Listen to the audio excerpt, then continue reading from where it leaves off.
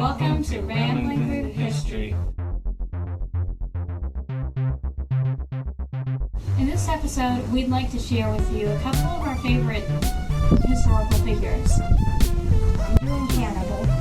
I'm doing Joan of Arc. And I'm doing Dwight Eisenhower. Hannibal was born in 227 BC under a time of great Roman oppression. At age 9, his father ordered him to swear that he would never take any help from the Roman and that he would always be enemies and always seek to destroy them. And when he grew up, he did just that. He organized an army of thousands of men and 40 war elephants and brought them over a place where the Romans would never think he would go, over the Alps, which was thousands of miles longer than just taking a sea voyage to Rome.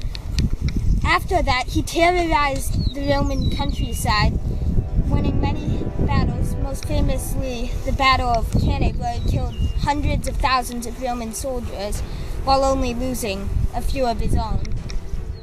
After that, he kept terrorizing Rome until he heard that the Romans had attacked his home country of Carthage. Then he went home and suffered a defeat at Zama. Then he ran around the world until the Romans caught up with him, and he later committed suicide. Joan of Arc was a pretty normal peasant girl. She was born in the small town of Domremy, which was near a town called Champagne, interestingly enough. Her parents were Jacques d'Arc and Isabelle de Bouillon. She was the middle of 5 children. For the most part, her life was pretty normal. She helped her dad in the fields and her mom with housework. That is, until she turned 12. At that age, she started hearing the voices of those that she considered St. Michael, St. Catherine, and St. Margaret. She claimed that they were calling her to serve the country. She started cutting her hair short and wearing boy clothes so that she could get into the army. Now, about this time, there was a war in France called the 100 Years' War, which lasted from 1337 to 1453. It should be called the 116 Years' War. About the time Joan was hearing things, the morale of French troops was low. They hadn't won a victory in ages, and the English was successfully invading France. So when Joan stepped on the scene, they actually considered her. She was able to convince the Dauphin of France to give her some troops. She passed the theology exam, surprisingly enough. With her troops, she was able to conquer many English troops. Her first battle, the Battle of Orleans in 1429, was a miraculous victory, and after that she kept on gaining victory after victory for France and drove the English out. At one point, the English were so scared of her that they retreated when they saw her coming. Because of this, she was ennobled by Charles VII. Unfortunately, in 1430, she was captured by the Burgundians, who sold her to the English. They tried her for witchcraft and heresy, and after a 14-month interrogation, she was convicted. She was burned at the stake for her crimes. However, in 1456, after her death, she was retried and was found innocent of ever having committed any crimes. She was made a saint in 1920 by Pope Benedict XV. Dwight D. Eisenhower started as a middle layer officer in pre-World War II. Part of this was between the upper layer and the lower layer of the military, meaning he took orders from the upper layer and communicated them to the lower layer of the sergeants and captains and so on. And he also gave the generals what field conditions were like.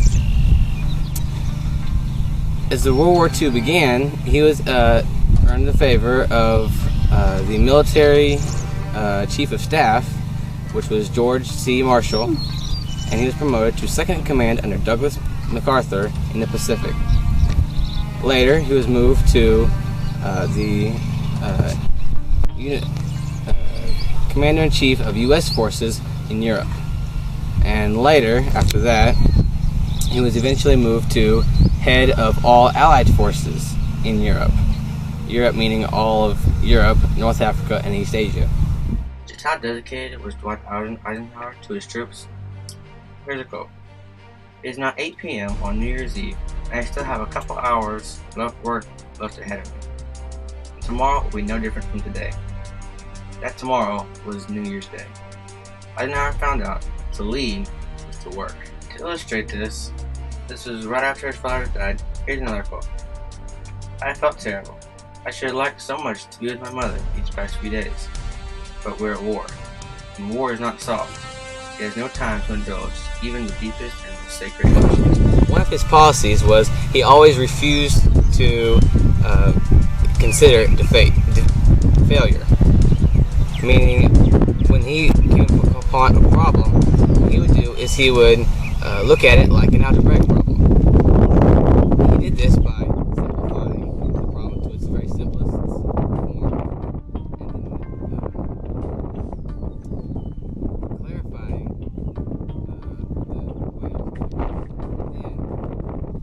the answer should be pretty obvious. His motivation was really the American spirit, the fight for liberty and freedom, and honestly, to keep dictators at bay. To illustrate his responsibility and how he kept it, this is what he said right before going into a battle on pushing Italy out of pushing Germany. He said, "This decision was solely my own, and if anything goes wrong, there's no one to blame except myself." Dwight D. Eisenhower was definitely a person of great responsibility, and he had obviously lived up to those expectations. In my opinion, there's 3 ways that Hannibal was responsible for. 1, he was responsible for one of the best strategists in all of history.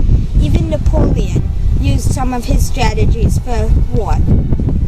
And that was before they had guns.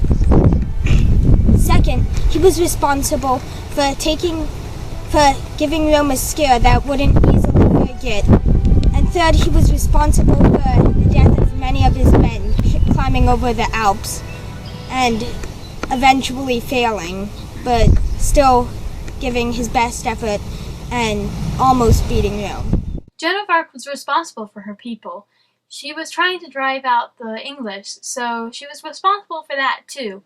She was also responsible for protecting the France, and supposedly was responsible for filling out God's plan. Ultimately, Dwight Eisenhower was responsible for victory and defeat in Europe, as well as leading his troops, because you're not going to lead them into a slaughter. And really, he was also responsible for the American reputation. In the end, all military leaders are responsible for one thing: keeping their country safe and their men.